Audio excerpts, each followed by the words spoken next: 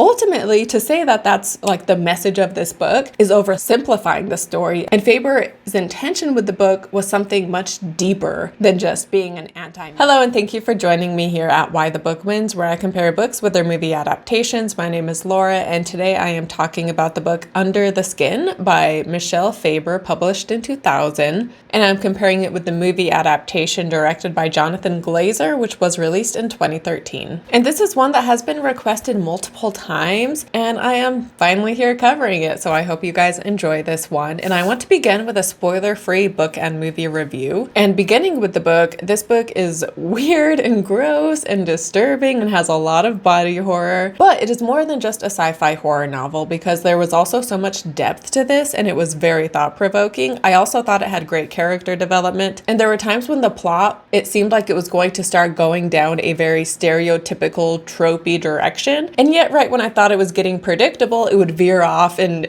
the plot would go somewhere that I had not expected. And I was drawn in right from the start. I could not put this down, so if you like sci-fi horror novels, you should definitely read this one. Sorry, I'm also having really bad allergies, so if I sound congested or something, that is why. I apologize. But to get into the movie, so the plot is very different from the book, and then a lot of the plot is also just left incredibly vague and unexplained. And I even came into the movie with book knowledge, right? And yet even so, there were so many things that I had to take some time to try to figure it out. And so if you went into this not having read the book and just knowing nothing, I would love to hear what your experience was like, because I feel like I would have been so lost and so confused had I not read the book. But then my biggest complaint I would probably say is with the pacing of the movie. Like the first half I liked, but then the second half, it starts to come to a crawl, in my opinion. It does pick up like 10 to 15 minutes towards the end. And all in all, I still liked the movie and I would recommend it, but I definitely have my complaints with it. And because the book and movie plot are so different, I'm going to talk about them separately, beginning with the book. So in the book, we follow Isserly, and she is a creature, a being from another planet. And on her planet, they look very animal-like. So they walk on all fours, they have a tail, they have fur. They also have weird looking eyes. We don't get specific descriptions as to what their eyes look like, but we know they don't look like humans. But on her home planet, they gave her a surgery to make her appear human, including giving her giant breast in order to attract men. And she is sent down to Earth, and her job is to drive around Scotland picking up hitchhikers, and when she finds a good specimen, and it's always men, and when she finds a good specimen, she drugs them, knocks them out, brings them back to a farm that her planet has set up here on Earth, and they have an underground facility that these men are taken to, and they are fattened up on this special feed, and after a month they are then killed and their meat is sent back to the home planet where the beings eat the meat. And by the way, in the book, Isserly, her people, she refers to them as humans, whereas the humans are referred to as Voxels, but I feel like that would be confusing, so I'm just going to refer to Isserly's people as aliens, and I'm going to refer to humans on Earth as humans. And yeah, the fact that Isserly is an alien made to look human that is picking these men up and drugging them in order to take them back to this facility where they are fattened up so that her alien people can eat these humans, we don't learn that right off the bat, right? We are kind of plopped into this story in the middle. And at the start, I thought Isserly was some kind of serial killer that specifically killed men. However, as you read the story, the truth is revealed to you bit by bit. And there is a male alien on her planet named Omlis Vess, and he is the son of the guy who owns the company that started this farm on Earth. So Isserly works for this guy, and he is super rich because of this meat business. And his son, Omlis Vess, is a rich, entitled person, but he is against eating meat. And so he comes to Scotland and he visits the farm and he tries to make a stand while he is there to show how inhumane it is. And while there, he talks with Isserly one-on-one, and the two of them really connect, and she is open and vulnerable with him in certain ways. However, ultimately, he has to go back to his home planet, but he does promise her that he will return at some point. But by the end of the book, Isserly, she has just been miserable. Like right off the bat, we see that she just hates her life and she's in constant pain. And by the end of the book, the company she works for, they have told her that one, she needs to capture a human female, and they want this human female sent back to their home planet with her eggs intact. And then also they tell her that they are going to make another like her. That way she can have help picking up men on Earth. But Isserly decides she's going to run away. So she is not going to pick up a female and that she is just done with this job because she hates it. And so she drives away. However, when she is leaving, she ends up getting in a car crash, and then her car has a self-destruct button which she hits. And so in the end, she and her car get blown up. And to talk more about Isserly, so certain aspects of her character reminded me of the island of Dr. Moreau, and I don't want to spoil that story if you haven't read the book or watched the movie, so I won't say why. But if you're familiar with the story, you will know why Isserly brought that to mind. By the way, I love Island of Dr. Moreau. I highly recommend it. But yeah, the way Isserly's body is described and the pain she is constantly in because of this surgery, it was just so horrific to read. And she's not described as being attractive. Like, yeah, she has these giant breasts and she wears low-cut tops in order to distract the men, but she's not described in general as being attractive, and she just sounds so awkward and uncomfortable. And yeah, it was just very effective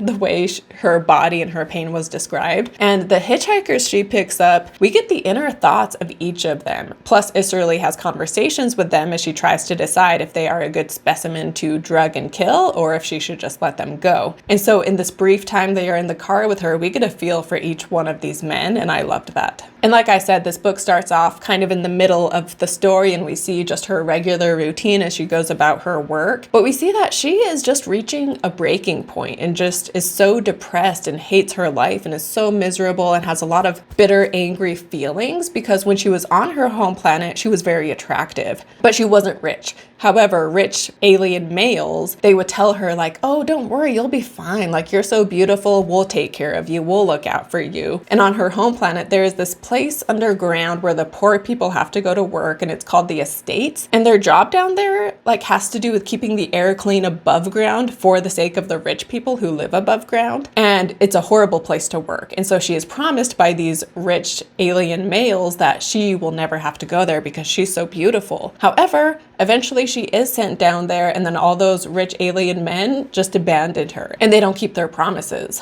And life in the Estates is so miserable that she actually requests this job to have her body mutilated and be sent to Earth to pick up these hitchhikers. So that tells you how bad life in the Estates is, the fact that she would rather get this surgery done, you know? And then when she talks with Omeless Vest, like I said, they really connect and she's vulnerable with him and he promises he will return. However, like I said, at this point, she doesn't trust anybody, and she's heard rich males make promises to her before and they didn't keep them. So she doesn't trust that Omeless Vest will return for her in any way. But he is the one that planted the seed in her head to just leave her job and just live a different life there on Earth, because it is better to stay on Earth because their home planet is just this toxic wasteland. And like I said, the poor people work in the estates to purify the air. But even so, it's still just not a good place to live. So being on Earth is a better situation, and there's people that are jealous of Isserly because she gets to be on Earth. And so yeah, he plants that idea in her head, and that's why she decides to just stop her job, and one day she just keeps driving and doesn't go back to the farm. But also, to backtrack a bit, something that also makes her just hate her life and be so miserable and just reaching that breaking point is that kind of in the middle of the story, she picks up a hitchhiker, but she is unable to drug him because the way she drugs them are these needles that pop up through the seat, but he is wearing these overalls that block them from being injected into him. And then he ends up sexually assaulting her and forcing her to perform an act on him. And she ends up killing the man, but just the whole ordeal just shakes her up, obviously, and it just makes her feel even more miserable and just hate her life even more. But the last hitchhiker she had picked up and sent to the farm, he had talked about how he had a dog that he kept in a van. And when she leaves to run away, she first drives back to where she had picked him up and she finds his van and she let the dog out because during the night she kept stressing about this dog that was going to die. And I don't think this is Isserly learning to connect more with humanity by helping this dog, because they are more connected to creatures that go on all fours, because that is how her aliens are. They go on all fours. And so the thought of killing an animal and eating that, she's like, we couldn't do that. Like, they walk on 4 legs. And so the fact that humans walk on 2 legs makes them seem like a lesser creature in their eyes. But yeah, I thought it was an interesting detail that she goes back to save this dog. And for those that have read the book, I would love to hear your thoughts on this part of the story. But she also does pick up one final hitchhiker because his wife is going into labor and he's desperate for a ride. And so he is who is in the car with her when she gets in a car crash. And he is like flung from the vehicle. So he is a part part of the explosion when she hits self-destruct. But before she hits self-destruct, we read,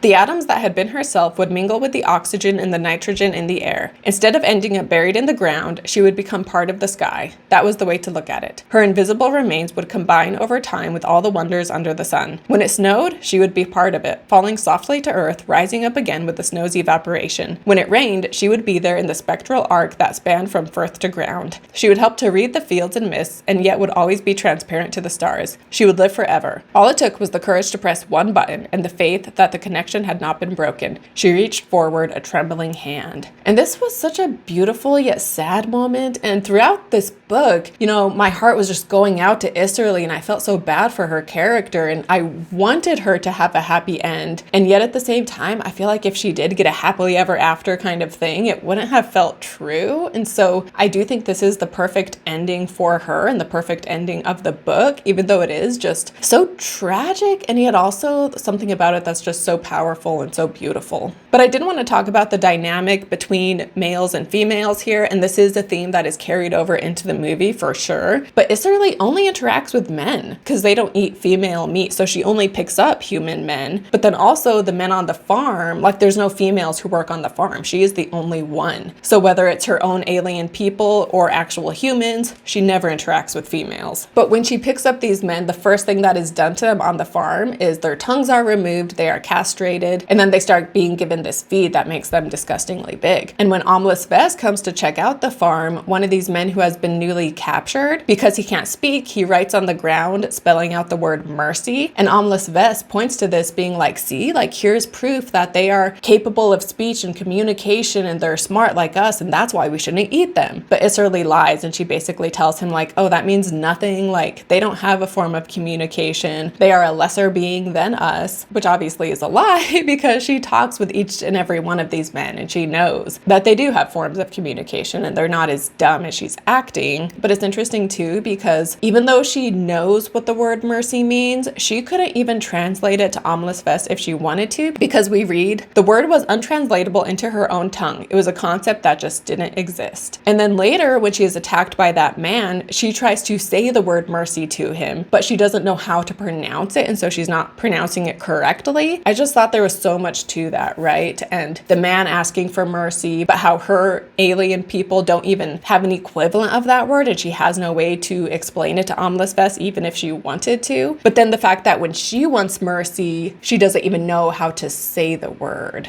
So I don't know. I just found that really interesting. But yeah, Isserly just has a lot of resentment towards men in general, both human men as well as the alien men that she works with. And there actually is one other alien who has the surgery done like she does, so he's made to look human. And he had it even before her. So she knows that he's in a lot of pain, just like she is, and that his pain might be worse because he was the guinea pig of the operation. And yet she chooses not to connect or commiserate with him, and she makes a point to keep her distance, and she is very guarded from everybody, and she just doesn't trust any of them. And she also feels like a freak because not only is she made to look human, but she has the added thing of like having these huge fake breasts that were attached to her, which the other guy who was made to look like a human male doesn't have that. And so she just feels like a freak when she's around them, kind of, even though she tries to be cool and collected. And yeah, she just never connects with anybody until she gets high with Amlis Vest, and that's why she's able to be vulnerable with him, is because they're chewing this drug that makes them high, kind of like weed. And it's interesting because the only time she interacts with a female human is at the very end when she gets in a car crash. It is a woman that comes up to her and like wants to help her out, and then the woman leaves to go get an ambulance. And it just makes you wonder like what Isserly's experience would have been like had she interacted with female humans, and if that would have changed her experience or not. And then to talk about the meat eating aspect, the author Michel Faber, he is actually not a vegetarian, which surprised me when I found that out because I felt like the anti-meat eating message came across pretty heavy-handed at times in the book, especially like not just eating meat, but specifically factory farming. And the title itself, Under the Skin, is used a couple times, one of which is used by Amlis Vest, and he's saying how they and the humans they eat are all the same under the skin. And yeah, just seeing how they are treated after they are caught and the way they're fattened up, the way their bodies are described was just so grotesque and just very disturbing. And we do the same same thing to like cows and pigs and stuff, you know? And also, Isserly, there comes a point when she just feels such loathing and hate for the human men. And so for the first time ever, she goes down into the underground area where they are taken, and she wants to see what's done to them. And initially, like the castrating and the cutting out of their tongue and everything, it's done so quickly and there's like no blood at all, and she's disappointed. And so then she's like, well, can I see one get slaughtered? But then during this, she is asked to leave because she can't contain her emotion, because she's just wanting to see as much blood as possible. And she is just, again, having this like mental emotional breakdown. And so during this process, they're like, we can't continue. Like, you need to leave. Like, you're disturbing us the way you're responding. But then I wanted to share a quote by the author, which reads, "Quite a few fans of Under the Skin have thanked me for turning them into vegetarians. I don't know what to say to them. I'm not a vegetarian. For me, Under the Skin is not about the evils of eating meat, but about the evils of evading moral responsibility for the decisions we make. The novel is strong enough, however, to adapt to the needs of each reader. It takes people to a place where they can work important stuff out for themselves. This has continued to be my aim for all of my books." And so even though I said the anti-meat eating message came across kind of heavy-handed, I thought, ultimately to say that that's like the message of this book is oversimplifying the story. And Faber's intention with the book was something much deeper than just being an anti-meat eating story. But one of the other themes that we have going on here is the commentary on the class system, right? Because Isserly was not one of the elite, and that is why she was sent to the estates. And she uses the phrase under the skin when talking to Amlis Ves, saying how rich and poor, they're all the same under the skin. And it's interesting too, because when she's talking to Amlis Ves, he is against eating meat, right? And he is really passionate about this cause and how cruel it is to be eating these humans from Earth. But then we read, "You don't know what cruelty is," she said, feeling all the places on and inside her body where she had been mutilated. How lucky this cosseted young man was to have a worst fear that concerned the welfare of exotic animals rather than any horrors he himself might have to face in the struggle for survival. And then also the meat, she realizes in this conversation that it is so expensive that only the ultra rich can even eat it. But yeah, this idea that Amlis Ves, he is able to care so much about not eating meat because he is rich and very privileged, and he doesn't have any actual real concerns in his own life for his own struggle to survive, that he has the time and money to be passionate about this cause. And this kind of reminded me of the show The Curse, which I have a video for, which also delves into, environmentalism and caring about these big causes. A lot of times it's the rich people who care about these things, because your average person usually has other problems going on in their life, right? And they don't have the time or money to make such a stand about this or that. And obviously I'm not saying that only the rich care about those things, but generally they're the ones that get so passionate about it. And also to be eco-friendly and to eat healthy and whatever, it's more expensive. And so your average American can't always afford to be eco-friendly and to eat free-range animals and be vegetarian and whatever. And so yeah, I do think that's a really interesting theme.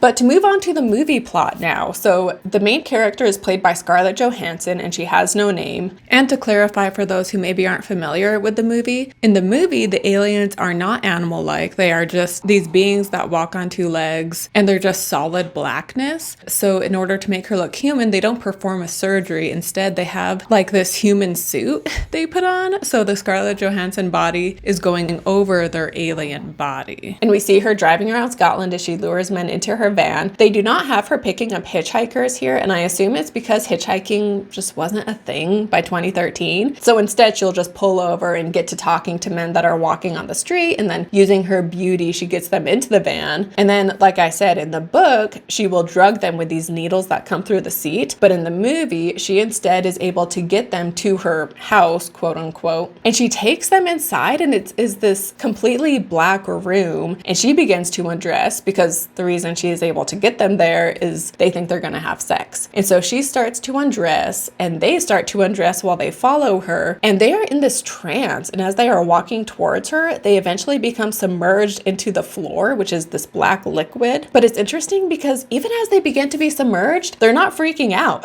because they're just so, tunnel vision on her and in this trance that they don't even register what's happening. And we see one man after he goes underneath, and it seems like once he is fully submerged, he kind of comes out of it. And it was such a creepy, eerie scene because there is another man down there as well who has been down there longer. And the way he looks, like puffed up, and yet his skin also has this weird papery look. And the guy who's all puffed up, he reaches out to touch this new guy before then the meat is sucked out of him and we just see his skin floating around after that. And then we see his meat on a conveyor belt being sent somewhere. And yeah, what a disturbing scene. And it's interesting too, because I read the book, I knew that they want the meat and that's what was going on here. But I'm curious what non-book readers made of this. If you're smarter than me, you probably didn't need to read the book to understand that, but I feel like I would have been confused what was going on. But yeah, we see Johansson do this a number of times before eventually she gets a man with a disfigured face, and the same thing happens with him. However, once he is submerged, she then has a change of heart and she goes and she releases him. And we see that she has this co-worker who is this guy who rides around on a motorcycle, and he seems to be her boss. And he shows up to hunt down this guy that was released, but also now Johansson has just run away herself. And so he is on the look for Johansson now. And we also see that he gathers other people from their planet. And so there is like a group of these motorcycle riders who are looking for her. And then from here, once Johansson's character has run away, her alien self is now on a journey of self-exploration and trying to figure out what it means to be human. And she is with this guy who actually helps her, and he's very kind to her. And after a time, she wants to be intimate with him. However, she realizes that she is actually incapable of sex because she wasn't made to be able to have sex. And so then after this, she leaves this guy and she's walking in the woods when then this other man assaults her. And as he is attempting to rape her, he pulls off her, the Johansson human skin, and it reveals like this blackness alien creature beneath. And the guy runs away, by the way, when he sees this because he freaks out. And so then she starts to peel off the skin and she's looking at her Scarlett Johansson head as it is crying, when the guy comes back and he has gasoline and he pours it all over her, lights her on fire. And in the end of the movie, we see her in the snow on fire, and we pan up to the sky and the whiteness from the snow is kind of blending in with the smoke that is coming from her body. And so to get into the movie interpretation, which by the way, there's a lot that you could get into with this movie and a lot of things you could break down. And so I'll share my interpretation, but I would love to hear what you think. So yeah, comment down below. But at the beginning of the movie, we see the motorcycle guy getting a body of Johansson and taking it into this place where the new Johansson model takes the clothes off of the old model. And so it seems that the model who was dead that he picks up in the beginning, that alien must have also maybe started to get in touch with humanity, and that is why she was killed. And now they have this new version coming in. And so it seems like this is just a cycle, right? So even in the end with the Johansson model we've been watching, even though she dies, we know that the motorcycle guy is just going to have a new one made and a new one sent down, and they're just going to keep doing this. And then the fact that she is created to be an object of desire and lust, because that is how she gets these men to come into this room where they are then submerged, right? And yet she is incapable of actually having sex. And that I thought was just so fascinating, because when a man views a woman purely as a sexual object, it dehumanizes the woman as well as the man, really. And so Isserly, or the Johansson character, because she is created to be an object of desire and yet she is unable to actually have sex, because in the book Isserly can't have sex either because she is mutilated down there. That is how her own people dehumanized her. And then the men who are lured by her, they dehumanize her in their own way to their own detriment. And then when that sexual lust does turn into rape, that obviously further dehumanizes the woman in the situation. And rape isn't even about sex. It's about power, control, hate. Whereas sex itself is about procreation and physical connection and being intimate and vulnerable with another person. Whereas rape itself, like that has nothing to do with any of those things. And so Isserly / Scarlett Johansson's character being unable to experience that physical connection and pleasure, and only being able to be seen as an object to lust after, represents what men do to women when they see them as sexual objects. And to go back to the movie, the attacker Faber dehumanized Johansson in his attempt to rape her, first by the attempt of rape itself, but then he literally dehumanizes her by removing her human skin, and he then is so disgusted by what he has caused to happen, but rather than seeing himself as the problem, he then makes a point to return and set her on fire and kill her, and this again representing what attackers symbolically do to their sexual assault victims. And the book does touch on some of these themes as well, but the movie definitely focuses on it much more with this ending. But then there's also a scene in the movie where a husband and wife die in the ocean, and then Scarlett Johansson's character takes the man's body, and they had a child that is left sitting on the beach, like this baby. We see it just crying alone on the beach, and this adds to the coldness of the aliens because both Johansson and this biker guy who comes back and cleans up the scene afterwards to make sure there is nothing left of these people, both of them just leave the baby as is and don't care. So it just shows how cold they are. But it was such a disturbing scene, seeing this baby cry in the dark on the beach, and you just want to reach out and help it because it's so upsetting to watch. And we focus on it for quite a while, and so that also seems very significant, right? And like I said, it shows the aliens' coldness, but I feel like there's more with just that scene as well, and maybe that has a deeper symbolism, like representing humanity in some way. But then also I want to talk about the colors black and white because, again, someone can make a whole video just analyzing black and white in this film because it seems like white represents rebirth because, for example, in the beginning when they get the new model taking over the old, it's in this totally white room, and yet when they kill the men by submerging them underwater, it's in a totally black room. And so in the end, when the white sky is combined with the black of the smoke, you can see it like the book where she is becoming one with the environment and these two elements are combining. And so I just thought that symbolism and that visual was really interesting. And also the bike rider, after she has died, we see him looking out into this snowy white expanse, and maybe that represents rebirth because he is going to have another Johansson model made now in order to take over the old one. But also, speaking of becoming one with nature, when she is walking in the woods before she is assaulted, she goes in this like little cabin that's made for hikers to rest, and she is sleeping in this cabin, and then we see her figure overlaid with an image of the forest. And so this could represent her finally becoming one with nature. She no longer has those alien attributes at that point maybe, but it's interesting because once she becomes one with nature is when she is then assaulted. And at that point, like, who is the inhuman cold alien, right? Is it Johansson who actually is the alien, or is it this man who is assaulting her, right? And so the dynamic shifts there, even though, again, she is the cold inhuman alien, and yet at the end, it is this man who has become cold and alien. But now to move on to book versus movie. So even though, like I said, this book isn't against eating meat, and yet at the same time, the meat eating element was much more of a thing in the book than it had been in the movie. And so the movie, they chose to focus more on humanity and empathy and the gender roles, which the book focuses on as well. But the movie, it doesn't get into factory farming and it doesn't get into the class system. But based on that quote by Faber, he had a bigger vision of what this book means. And so I think Jonathan Glazer, he did adapt this well because he did stay true to a lot of those themes and he didn't get attached to the surface level message of the book, and he went deeper, which I think is what Faber wants in some ways, And the fact that they changed the plot details so much, it actually doesn't bother me. I find it interesting when adaptations are so different because it kind of shows you what the script writer, what stood out to them when they read the book and what they chose to focus on. They put their own spin on it and just their own take on the story. I always find really interesting. And so I don't need an adaptation to be exactly like the book.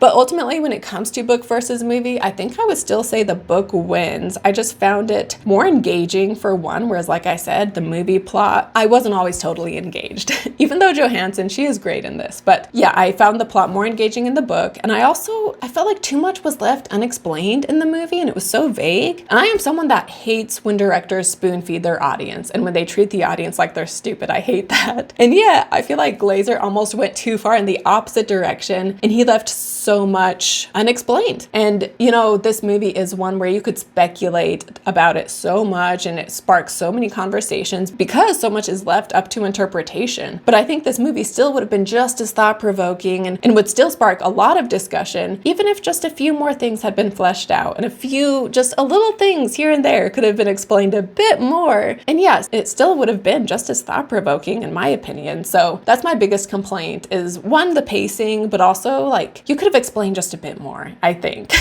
So yeah, having said that, I do like the movie, but I do prefer the book ultimately, and I highly recommend it. I highly recommend both really, but yeah, I will say that the book wins. Thank you so much for watching this video. Share your thoughts on Under the Skin down below in the comments. Whether you agree or disagree, let me know. And I mentioned the island of Dr. Moreau, which the time machine, I also thought of the time machine, like how the poor people live underground on Isserly's home planet. But yeah, I will link to both of my H.G. Wells book versus movie episodes, since this book made me think of both of them to some extent. So thank you so much for watching. Don't forget to like and subscribe if you have not already, and I will see you next time. Bye.